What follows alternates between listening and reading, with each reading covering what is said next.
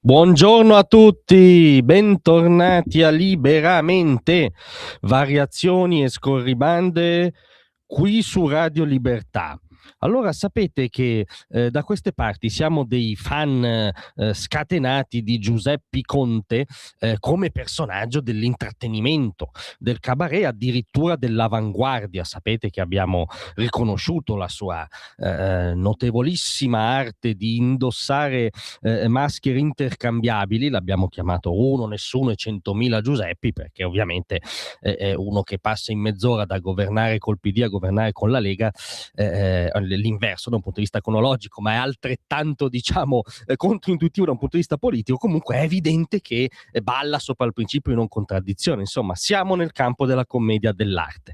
Il problema è che un'idea politica, anzi geopolitica, non di più, ma una idea geopolitica ricorrente Giuseppe Conte ce l'ha, e l'ha reiterata non a caso anche ieri. La sua idea è sostanzialmente, la traduciamo nella sua essenza brutale, è che noi dobbiamo essere molto amici della Cina comunista, tra l'altro famosa per trattare i suoi amici ovviamente da pari e con grande dignità, no? Non da vassalli nella migliore delle ipotesi o smaccatamente sudditi nella peggiore. A cosa ci riferiamo? Beh, al vero fatto appunto politico di ieri, perché poi Giuseppe Conte rispetto a Elly Schlein è un uomo di mondo, ha un'astuzia evidente, capisce i momenti, no? E quindi mentre c'era il discorso della Premier Meloni in aula, lui ha rilasciato un'intervista a Bloomberg, che è come uno dei massimi network, no? Dell'informazione internazionale, dove ha ribadito la sua corrispondenza d'amorosi sensi con Pechino. L'Italia deve proteggere i propri interessi anche guardando alla Cina. Così d'emblée in questo momento Conte ha ribadito la sua perenne strizzata d'occhio a Pechino, aggiungendo che un approccio multipolare è fondamentale, pur precisando di non voler buttare a mare l'alleanza con gli Stati Uniti d'America. Grazie Giuseppe, non vuole buttare a mare, diciamo, l'alleanza strategica che ha garantito pace, benessere e prosperità in Occidente dal 45 a oggi.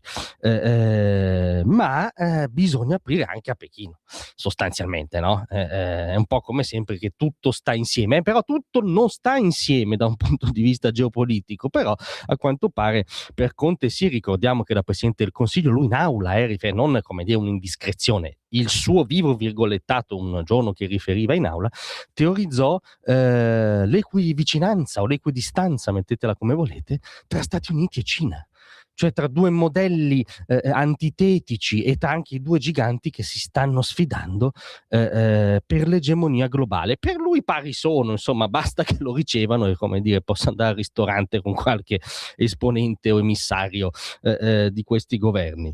È ovviamente colui, unico caso allora di leader o pseudotale occidentale che firmò il memorandum per far entrare l'Italia nella via della seta, che è esattamente il progetto con cui il Partito Comunista Cinese coltiva l'egemonia globale, sfidando l'Occidente.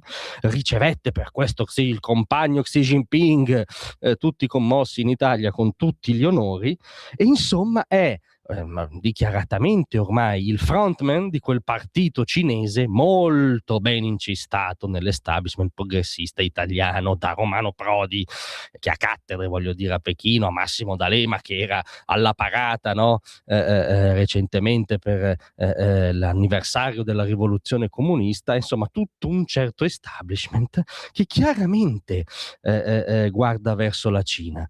Ora, tutto questo può sembrare una disquisizione astratta di geopolitica, ma dire adesso, caro Giuseppe, che l'Italia deve tutelare i suoi interessi guardando anche alla Cina, significa non capire o fingere di non capire il momento e la prospettiva.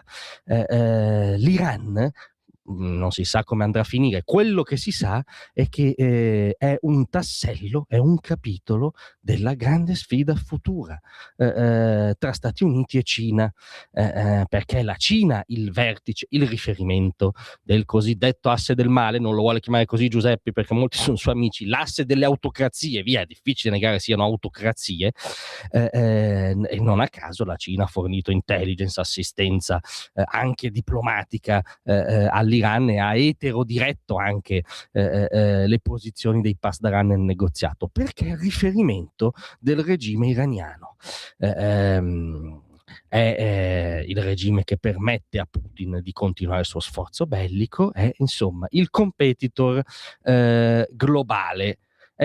Allora la domanda è, Giuseppe, non siamo sempre nella commedia dell'arte, cioè se nella malaugurata idea che lei torni a Palazzo Chigi, facciamo tutti gli scongiuri del caso, fattibili e non fattibili, e poi l'Italia dove si colloca?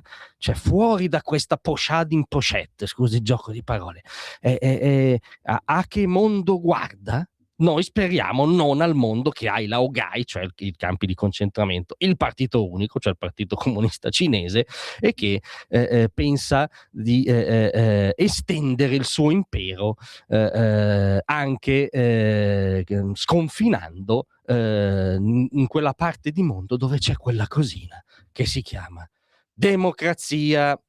Grazie a tutti, ma vi aspetto per la nostra intervista settimanale dove parleremo anche di questo, perché parleremo col direttore della Verità Maurizio Belpietro, che oggi affronta anche le manovre anche del partito cinese per ripiazzare Giuseppi a Palazzo Chigi. Vi aspetto alle 10 ritualmente oggi. Grazie a tutti.